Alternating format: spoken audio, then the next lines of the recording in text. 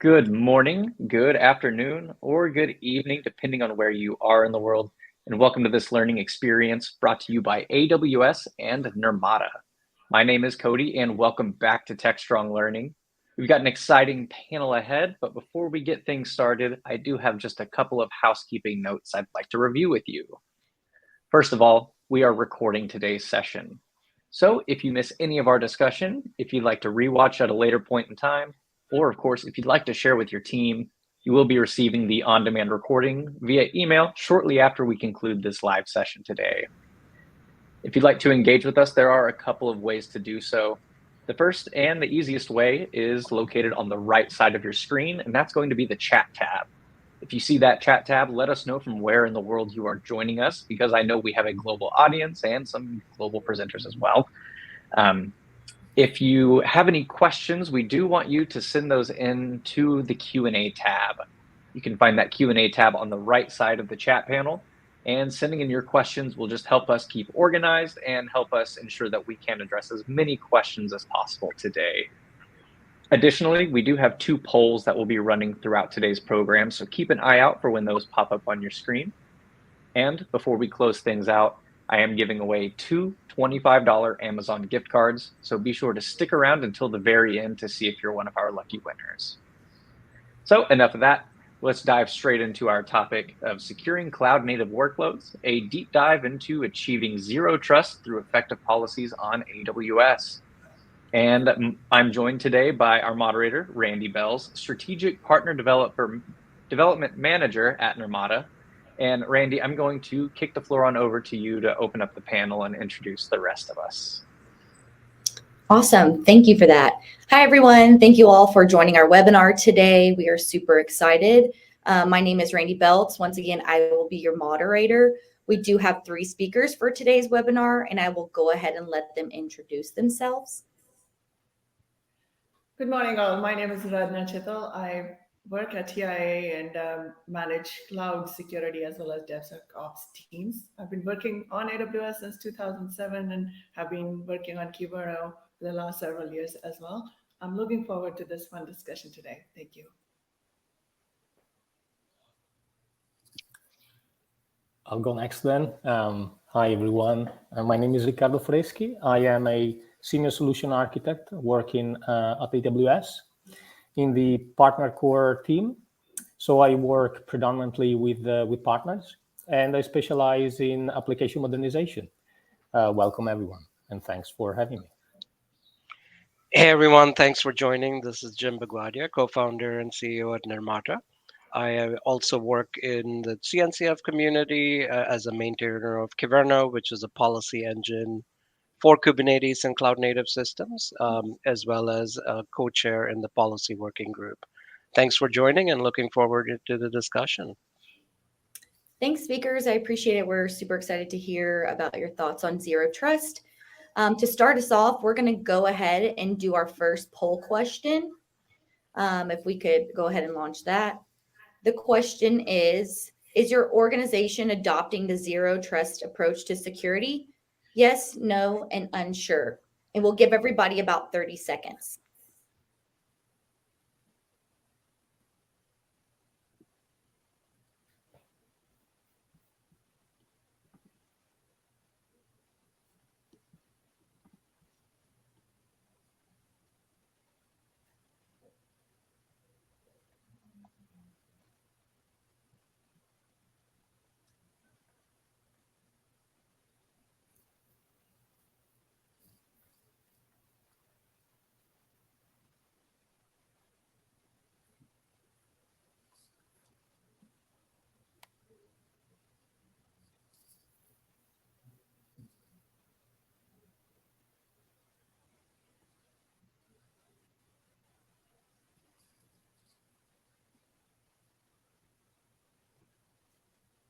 Awesome.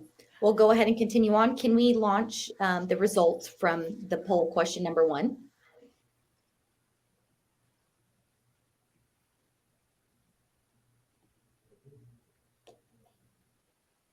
I think our poll question is all over the place, so we'll go ahead and jump into our topic. This is, once again, a panel session for a topic that is top of mind. So let's go ahead and hear from our speakers, their thoughts about zero trust. The first question, Ricardo, this is for you. Can you provide a brief overview of the zero trust security model and explain why it's relevant in today's cloud native landscapes, particularly on AWS? Sure. Thanks, Randy. Please, maybe first allow me a small preamble. Let me talk about security at AWS. So security is AWS top priority.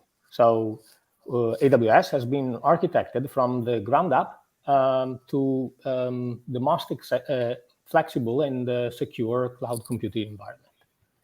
AWS, the infrastructure, is built to satisfy the requirements of high sensitivity organizations, like, for example, military and global banks. So the supply chain that goes into our security services and security services specifically is vetted and accepted as secure for top security workloads. And this benefits not only those organizations, but also all our customers globally. This is supported by a large number of tools that we have at AWS. It's over 300 over security, compliance, and governance services. We also have 98 security standards and the compliance certifications. With our customers, we have a shared responsibility model. What that means is that AWS manages the controls of all the components from the host operating system and the virtualization layer down to basically all the physical security of facilities, also known as data centers. And our customers take care of the security of their applications. In order to help them with achieving the best security standards, we provide, of course, a lot of best practices document, tools, services, and various types of guidance. So now you asked about the zero trust model. So let's talk about that now. Organizations traditionally have been relying on the common practice of perimeter defenses to protect themselves from malicious entities. So the problem is that offenders find new and innovative ways to overcome the perimeter, and so place the first foothold within the perimeter. And that basically leads to the possibility of carrying on attacks deeper into the network from within the perimeter. So the security of the perimeter itself is not enough.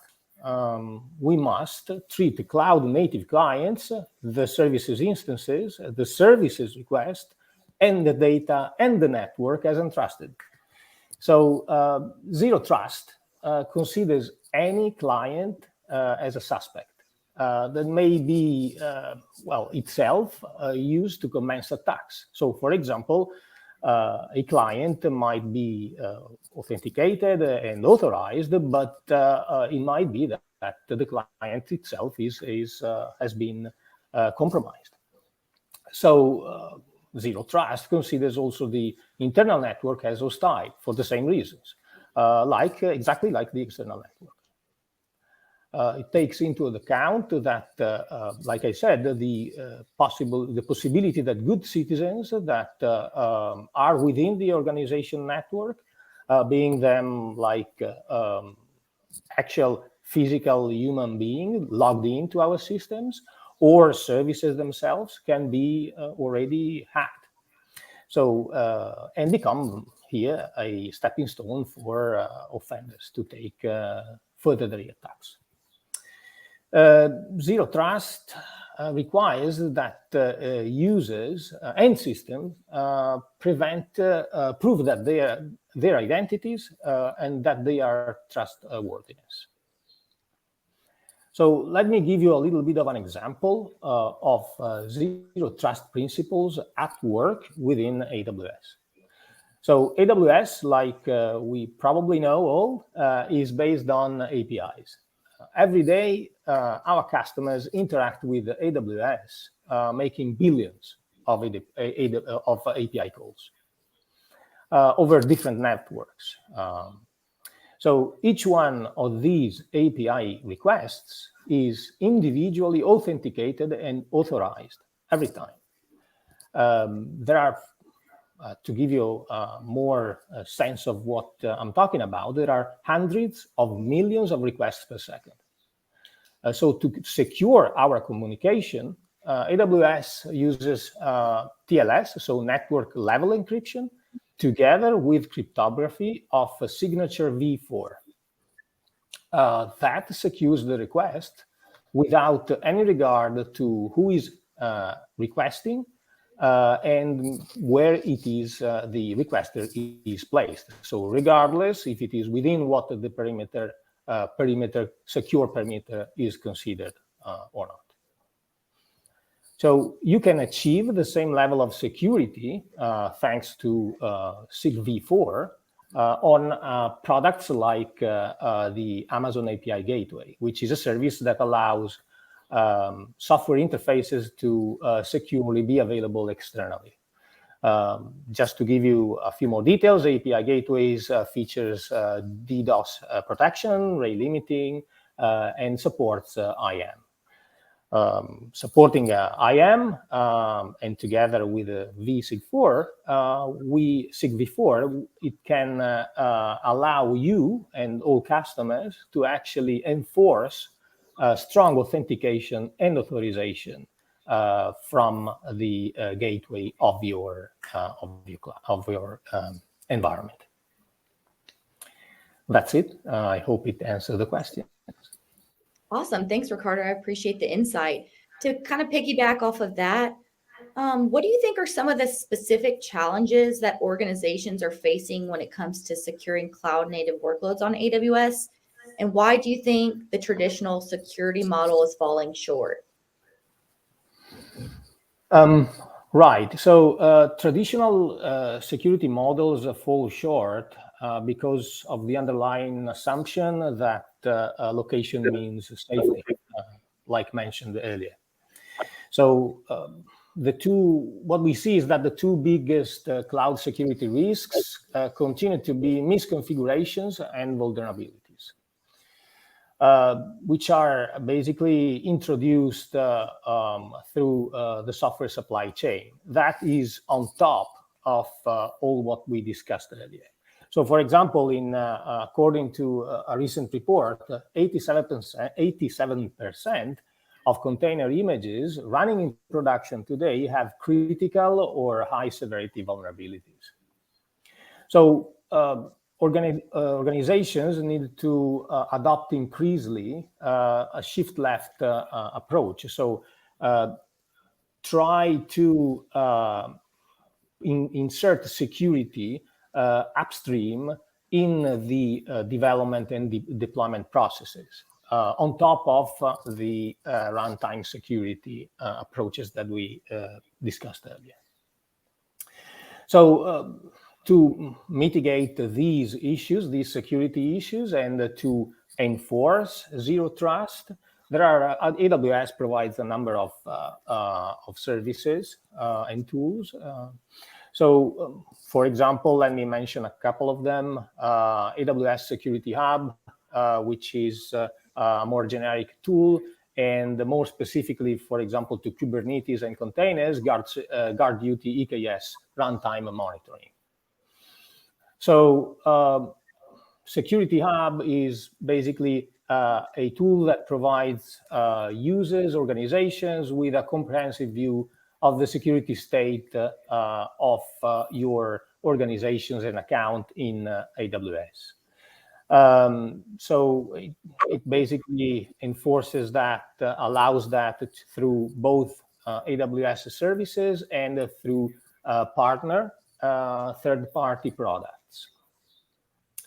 So how it does that is it does that through rules and security check controls that are associated to standards. For example, a rule can be a security group should not allow ingress from the open world to some port, let's say 22. Security Hub puts together this list of rules into a standard and checks that these rules are actually there and continuously monitors your security posture. Guard Duty, EKS runtime monitoring, that is fresh announced at the end of March this year, and provides continuously updated threat intelligence feeds.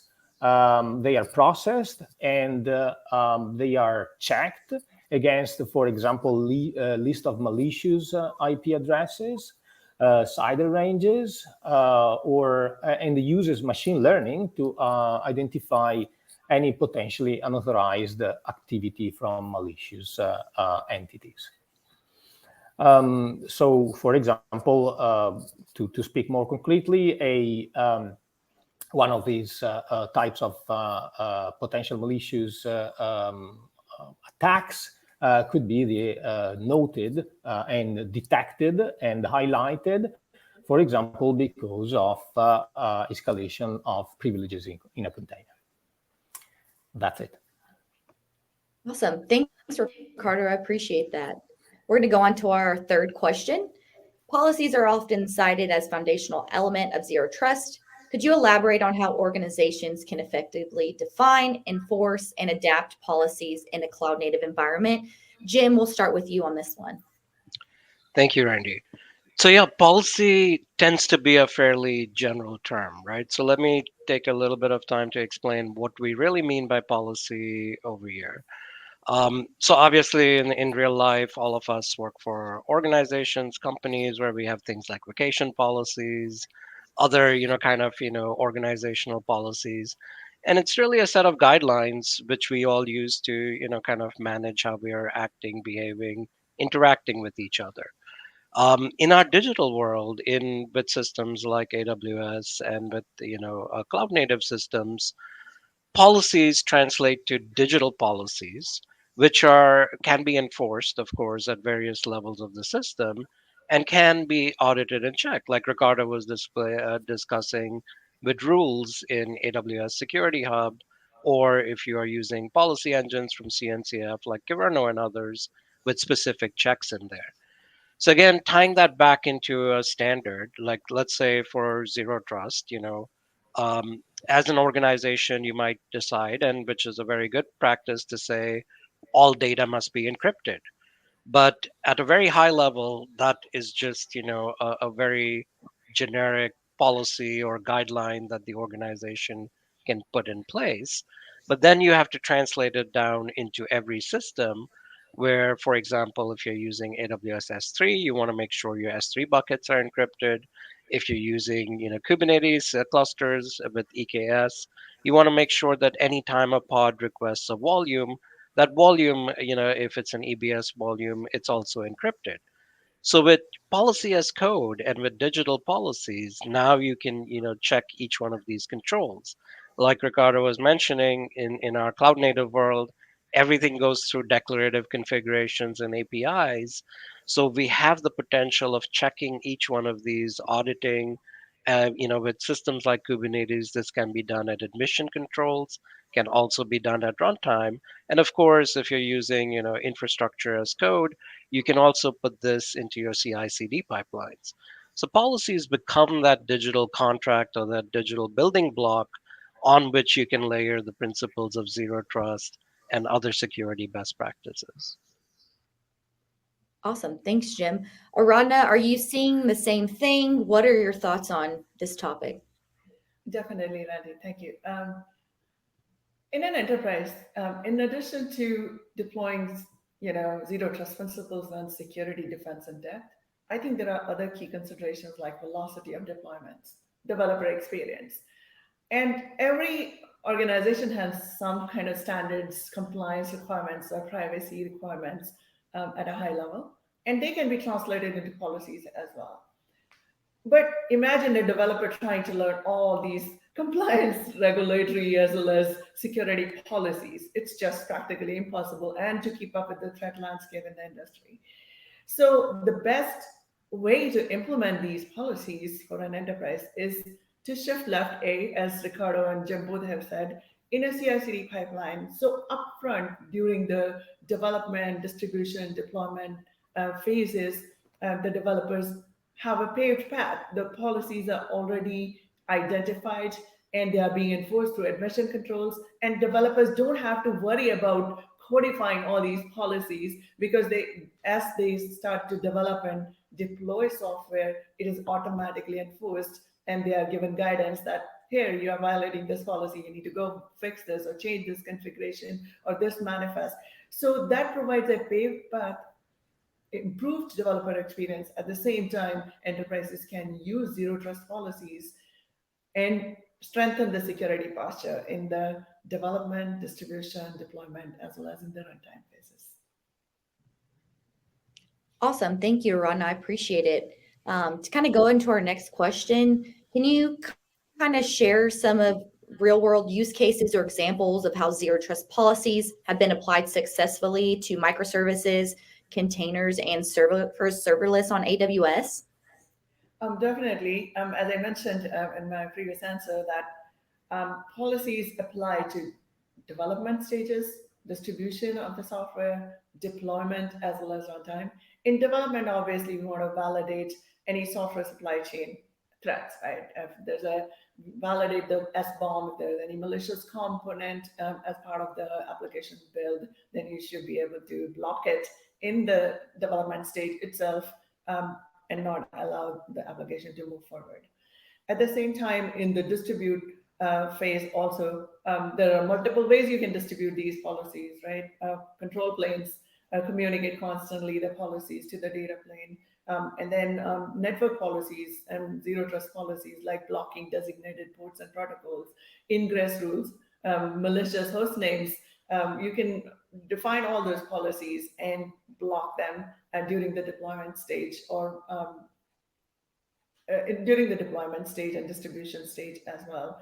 And then, in addition to that, validating the artifacts, right? The manifest, declarative state of the Kubernetes clusters, pod security policies, validation of tags and labels in the pipeline, whether you're tagging and labeling appropriate resources according to the policies, and then deployment of these manifests, right? Istio manifest as well as Kubernetes manifest to validate the configurations and secure configurations as per the policies that have been defined. Network connectivity rules, which workloads are allowed to talk to which other workloads, and who has access to what resources. Access control policies and network access control policies is a huge part of the policy definition and as part of the development as well as deployment pipelines. And then runtime, right? Once you have deployed it, validating image programs, whether what you have in the repositories is what is actually running in production, patches and vulnerabilities, any detection of violation of policies that we had validated in the development stage, and then escalation of privileges or containers running with enhanced or privileges, or like root. And then adherence to certain benchmarks like CS benchmarks and runtime vulnerability detection. These can all be policies for auditability as well as accountability that can be enforced at different stages of the pipeline in development, deployment, distribution, as well as runtime. Awesome. Thanks, Aradhana. Jim, are you seeing some of the same use cases, or can you give us any example? Yeah, absolutely. Right. So like Aradhana described, as you're looking at applications, workloads, certainly taking that, view of a layered system and going through each layer, making sure that any potential attack vectors or potential risks are mitigated through policies, through checks, makes sense, right? So in the example of cloud native workloads, you typically start with your infrastructure. So on AWS, there's several different infrastructure services. If you're using infrastructure as code, and let's say you're spinning up, your infrastructure based on requests from your development teams, etc. Policies first, of course, can apply there.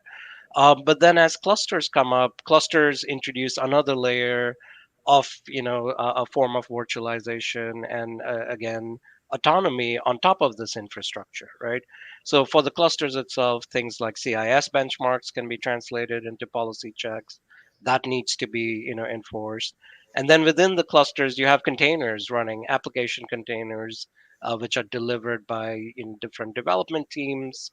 Typically, clusters tend to be shared within organizations. You could have clusters per team or maybe even per app, but then, of course, some of the power and flexibility of Kubernetes is in sharing clusters across these, type of heterogeneous workloads. So there, that introduces yet another layer of complexity where if you are sharing a system, how do you make sure that every application has sort of this trust boundary and cannot, impact other applications on that same system? So this is where, things like Aradhana mentioned, network policies. If you're using service meshes like Istio or others, you would apply policies at that level. So that comes into play. And automating some of these configurations. For example, policy engines can help with every time a new namespace is created for a new workload within a cluster, automating not just things like role based access control for that namespace, but automating network policies, right? So that becomes critical because the whole idea, the whole principle of cloud native is to move towards self service, empower developers. But you can only do that through proper automations, and that cannot be, like Aruna was mentioning, paved paths with platform engineering teams typically put in place for their development teams. So, as part of that, you want guardrails to check and you want the proper automation to make sure that as the system evolves and changes, security controls are automatically configured and not left to some manual afterthought. Awesome. Thanks, Jim. I appreciate it. We're going to go into our fifth question, and this is directed towards you, Aradhana. As cloud native environments are dynamic and evolving, how can organizations ensure continuous compliance with zero trust principles? And what role do adaptive policies play in strengthening security posture? Thank you. Interesting question. So traditional security model when enterprises were in data centers, was hard exterior, soft interior, anything can talk to anything. But the very fact that zero trust principles or zero trust model has gotten so much adoption lately, this is not a new concept. It's been there since 2001, right? When BeyondCorp came up with their zero trust model the first time. It wasn't called zero trust, it was called microsegmentation, deperimeterization. But as enterprises move their workloads to cloud native technologies, we are in a continually distributed world. At the same time, we are distributed and connected. Everything is connected to everything. So as you move from on-prem to cloud native, the context is continually changing for the applications and services that you're providing.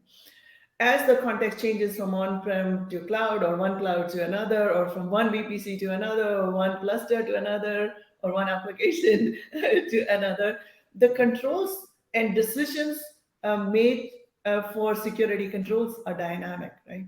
The context is changing and the decisions have to be dynamic as well. And the access decisions have to be made dynamically based on the identity of the user, the identity of the application, at the same time, and the device as well.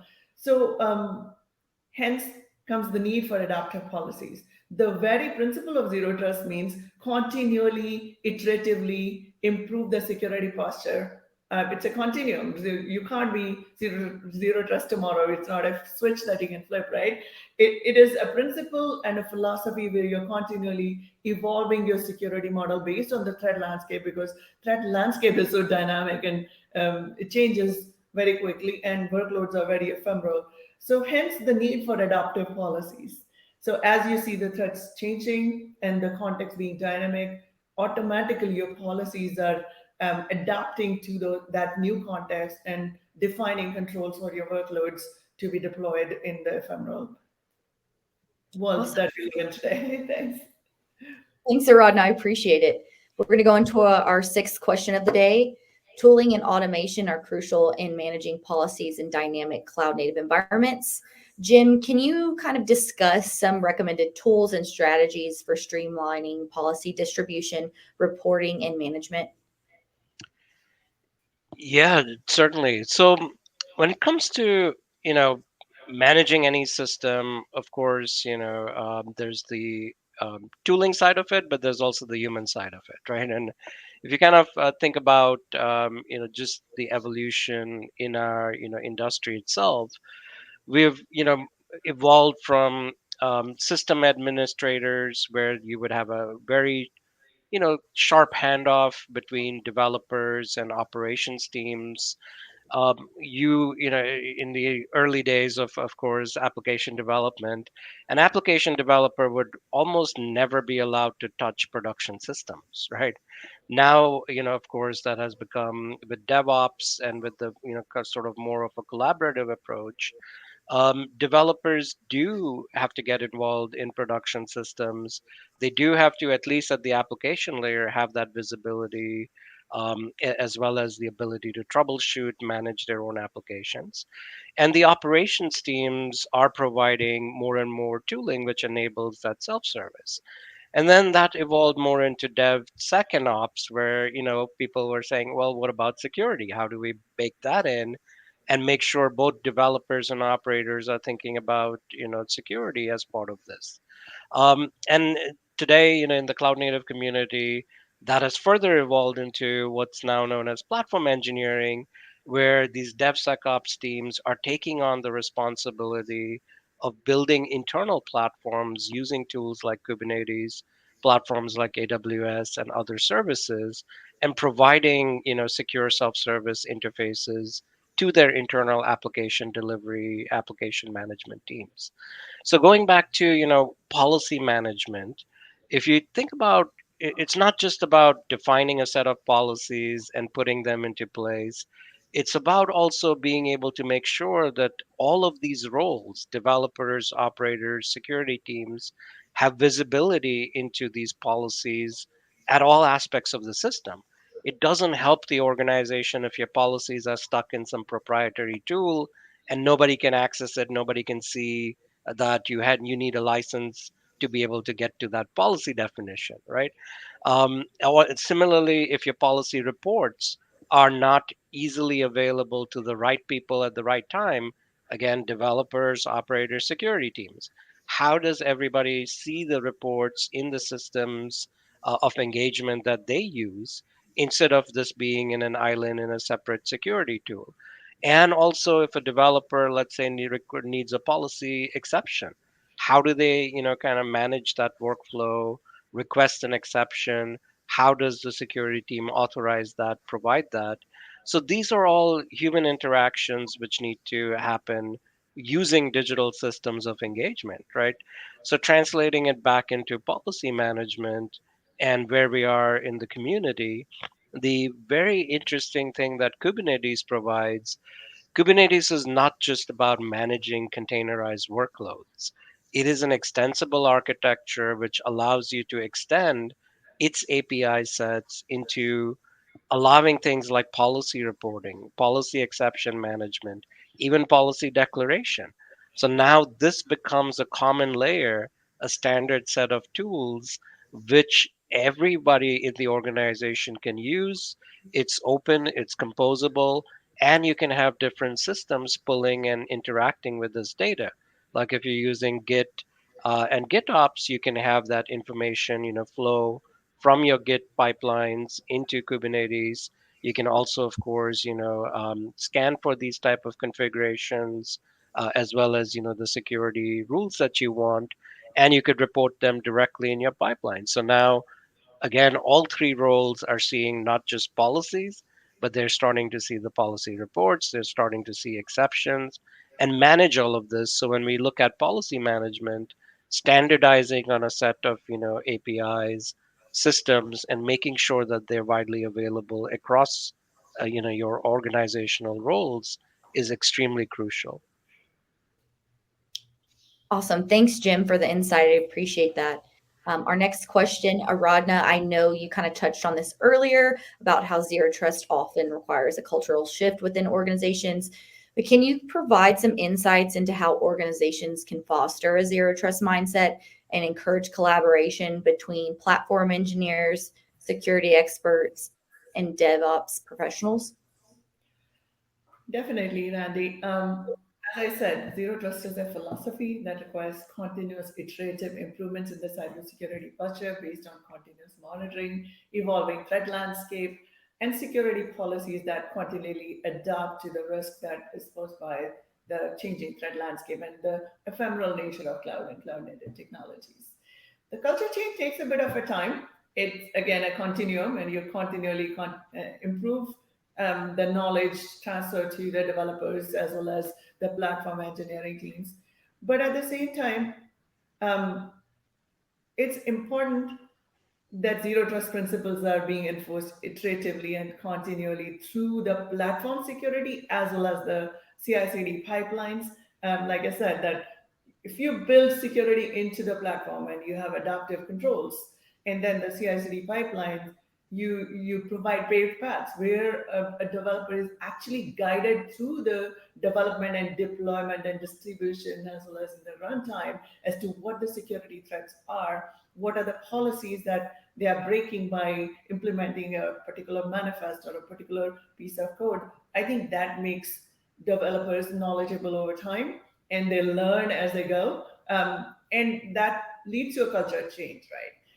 At the same time, like I said, no one person can keep track of all the threats in the industry, right? So having that adaptive policy framework in the organization implemented through DevSecOps and collaboration between the SRE teams as well as platform engineering teams as well as the CI/CD pipeline to chain, I think can really help in evolving to a zero trust model for an enterprise as well as continually improving the knowledge and changing the culture of the organization as well.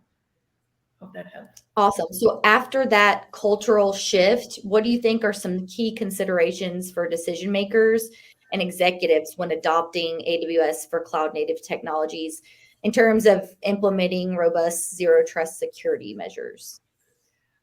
So Ricardo gave a lot of details on that in this first question, right? AWS platform and services provide many tenants which can be utilized to build a zero trust architecture easily.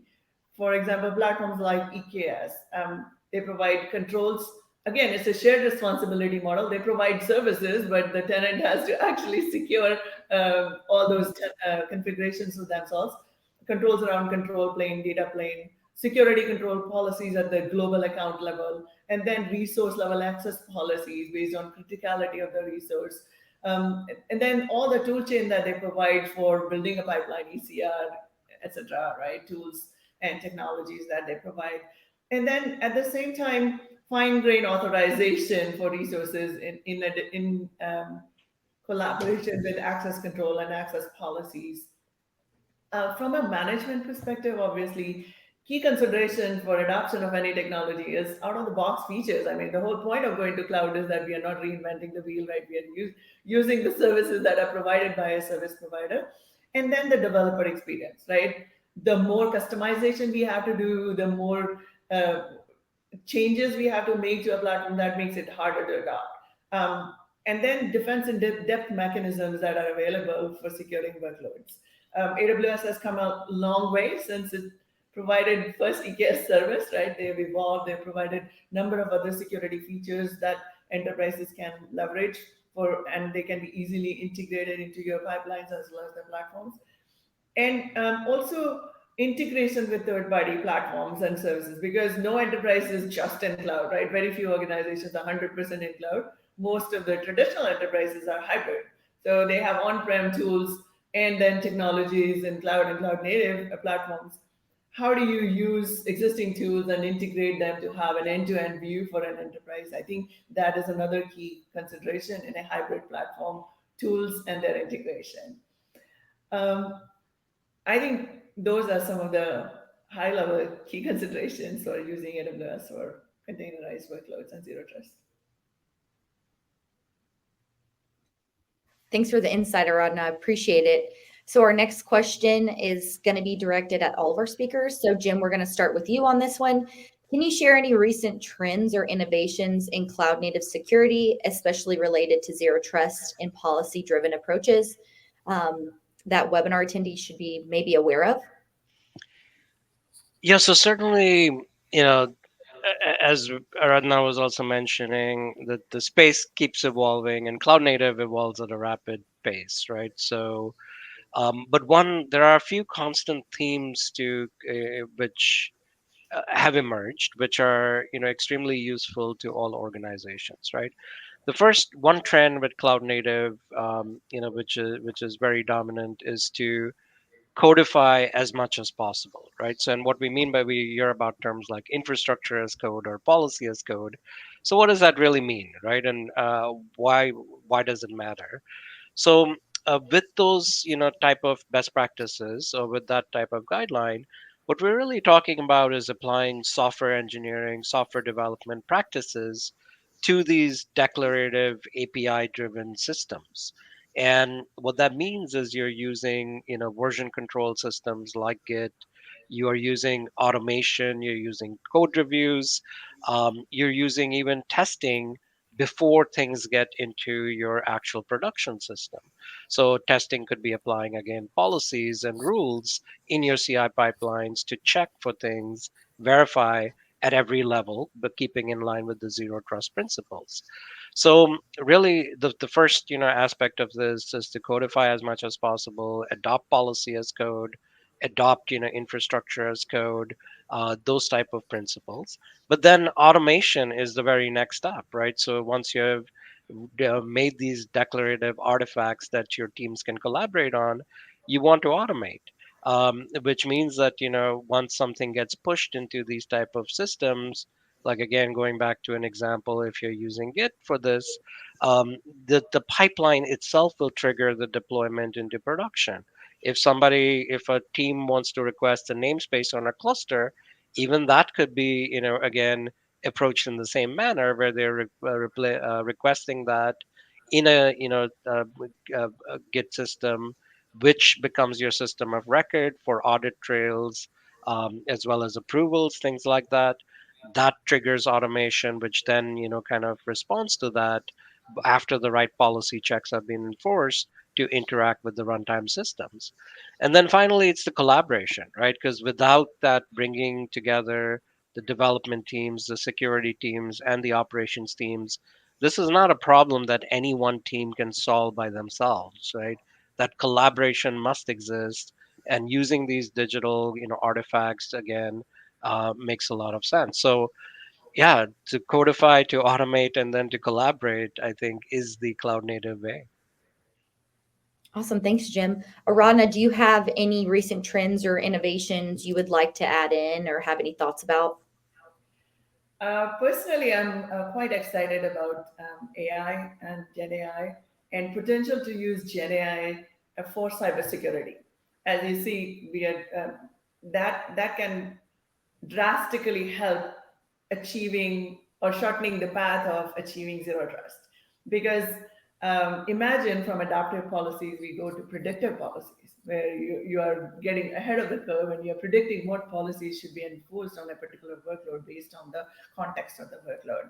And then continuous monitoring and behavioral analytics, AI can add a huge component there that provides intelligence into the policies. And the whole cloud native security posture can be taken to a different level using AI and Gen AI. I know there's much to be explored in this area. We've just started some conversations in our CNCF tax security working group, but that is what I'm excited about, and I think that will definitely help us take security to the next level.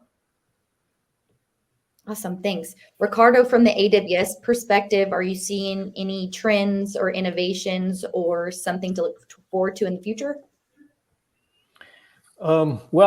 Sure. Let me mention two services from AWS. One is fresh from the end of last August, which is the support of Kubernetes network policies from AWS VPC CNI.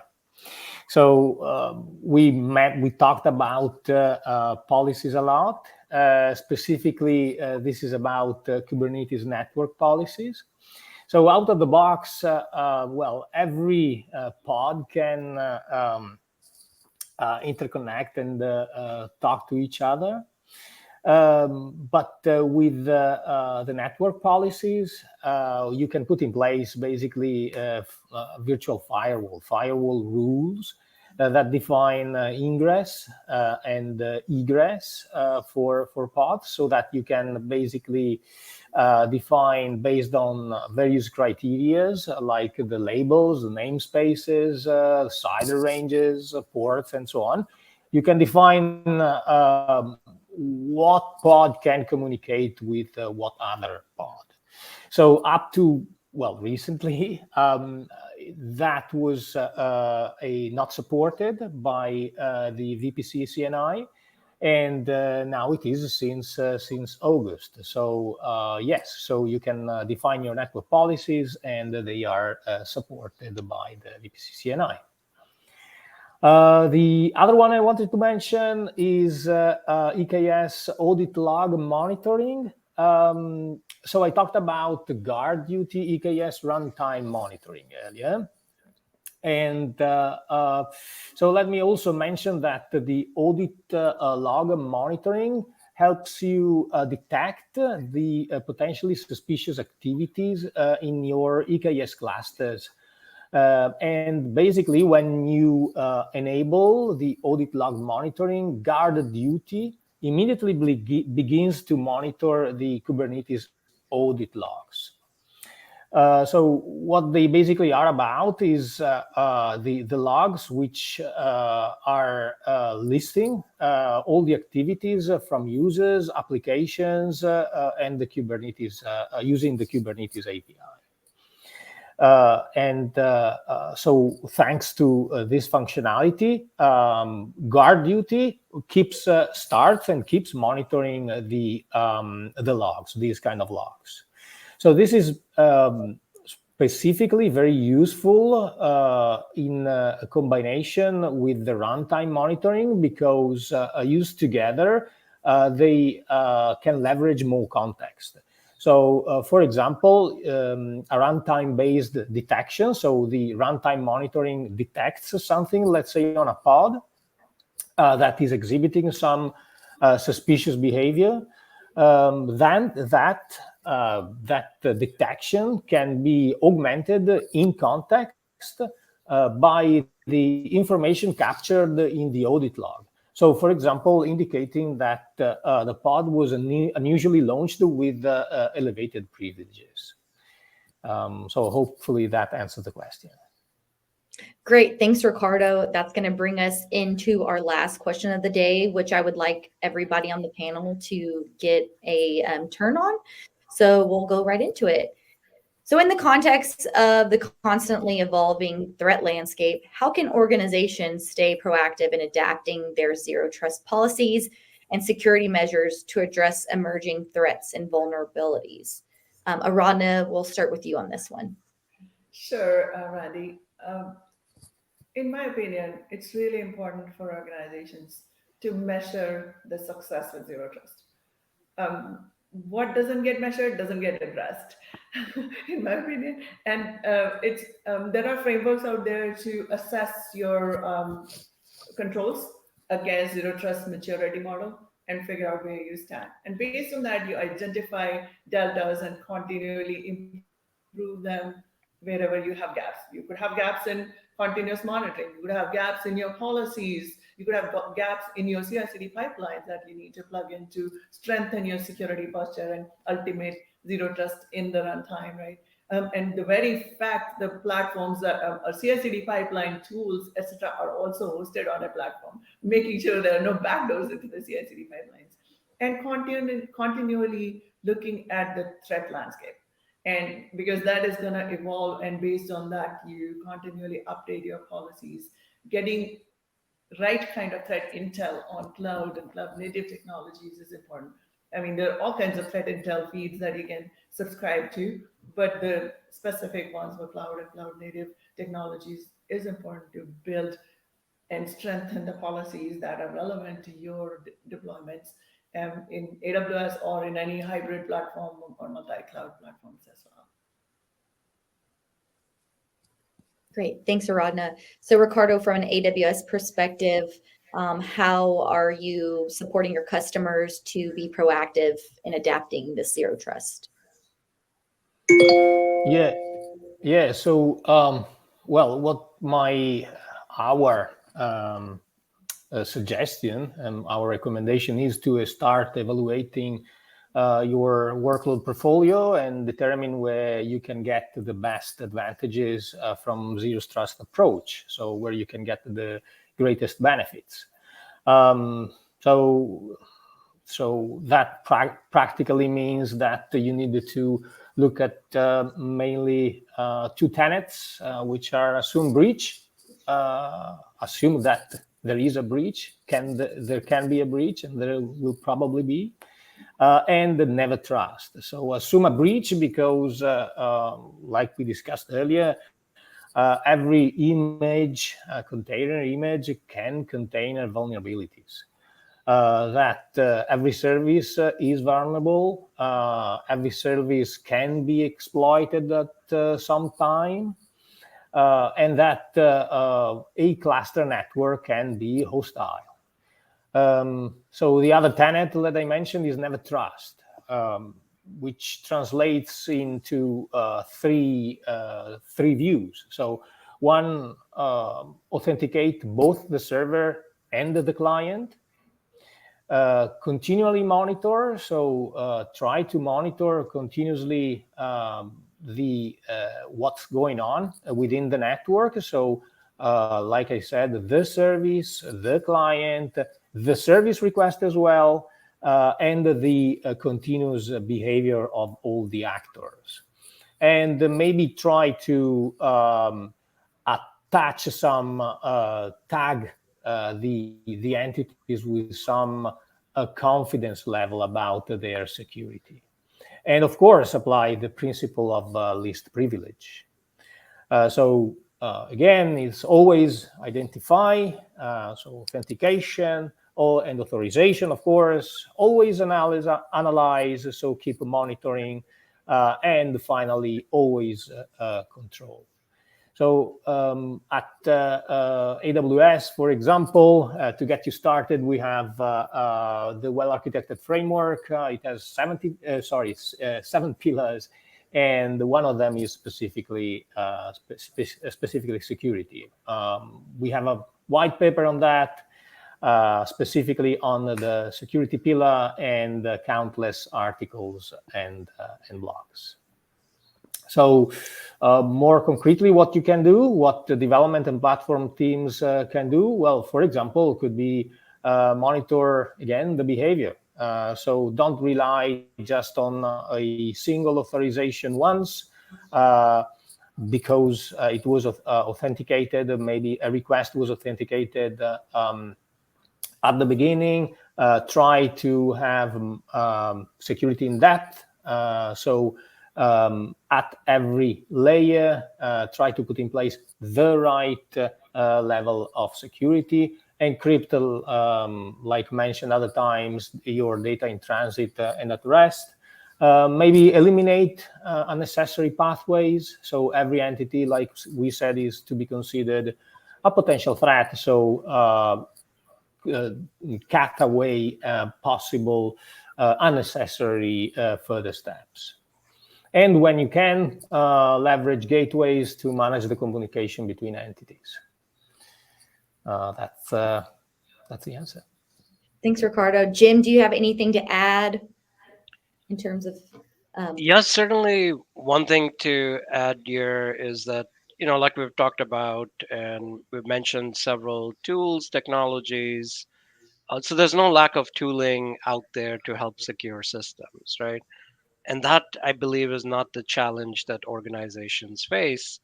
And it's also, the realization that no one tool is magically going to solve everything, right? The real challenge, even with all of this tooling, if you look at every survey out there on security, the majority of security incidents tend to be because of, misconfigurations like Ricardo earlier pointed out, or because, there's not continuous like scanning and checking in place in the right levels of the system. So how do we address that, problem itself, which is the fundamental root here?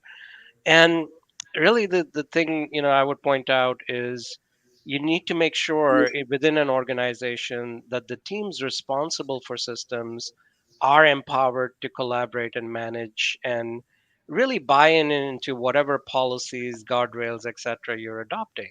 So if only a few people within your organization can understand, read, write, manage policies, that's not going to work. You're going to end up with more misconfigurations, more or systems which are neglected. That doesn't help with any of the shift left type of approaches that we all want to get to. So to get those teams to buy in, you need to kind of be adopting tools, technologies which they are familiar with and really speak in their language, right? So that's where within the cloud native ecosystem, solutions like whether it's Kyverno or Open Policy Agent, they work very hard to enable those domain experts to be able to write, manage, and automate policies at scale. So certainly that would be, I think, that my biggest suggestion is to kind of think from that perspective and really empower the domain experts and the platform engineering teams to be able to scale these type of solutions. Awesome. Thank you, speakers. I appreciate all of your insight. We're going to go ahead and go into our second poll question of the day. So we'll go ahead and launch that. Are you using policy-based security to project your cloud native workloads? And yes, no, unsure. And we'll give everybody about 30 seconds.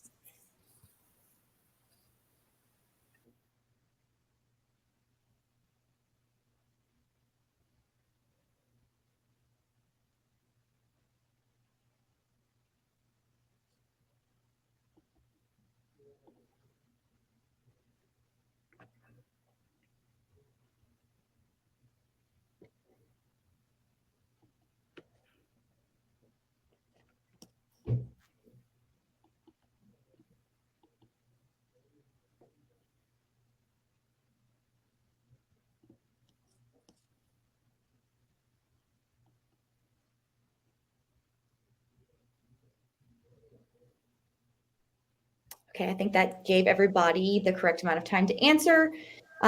Since we only have about 3 minutes left, I believe we only have probably time for one more question. If you could put it in the Q&A section, we'll be happy to answer it. We'll give everybody about 20 more seconds to do so we can wrap up.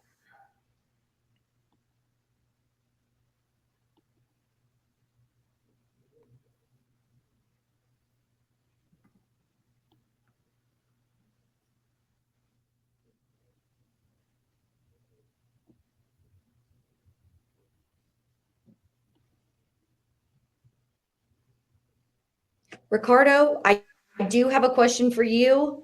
So you've talked about container images and vulnerabilities. Are there any services that AWS provides to help with mitigating those? Yeah, sure. Thanks for the question.